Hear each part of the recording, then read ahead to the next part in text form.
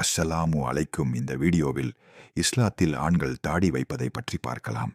அதற்கு முன்பு இந்த வீடியோவை இப்லீஸ் பார்க்க விடாமல் தடுப்பான். எனவே அவனை எதிர்த்து லைக் செய்துவிட்டு அல்லாஹ் அக்பர் என்று கமெண்ட் செய்து சப்ஸ்கிரைப் செய்யவும். நபி முகம்மது அவர்களின் உபதேசம் ஹதீஸில் வந்துள்ளது. முஷ்ரிக்கர்களுக்கு மாறாக இருங்கள். மீசையை சிறிது குறைத்து தாடியை வளர்த்துக் கொள்ளுங்கள். சஹி புகாரி ஹதீஸ் 5892.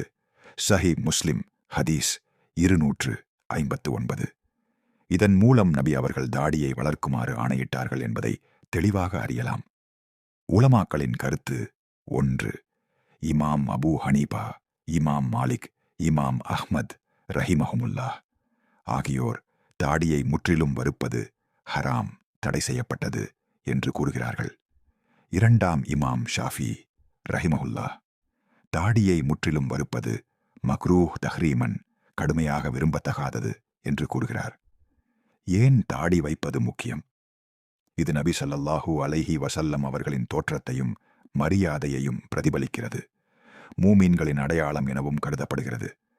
ஆண்மையை காப்பது, இஸ்லாமிய அடையாளத்தை வெளிப்படுத்துவது என்பதற்கும் காரணமாகும். விலக்கு தவிர்ப்பு நிலை. சில சிறப்பு நிலைகளில், மருத்துவ காரணம், சரும நோய் போன்றவை, தற்காலிகமாக தாடியை குறைப்பது அல்லது அகற்றுவது அனுமதிக்கப்படலாம். ஆனால் இது நியாயமான காரணம் இருந்தால் மட்டுமே.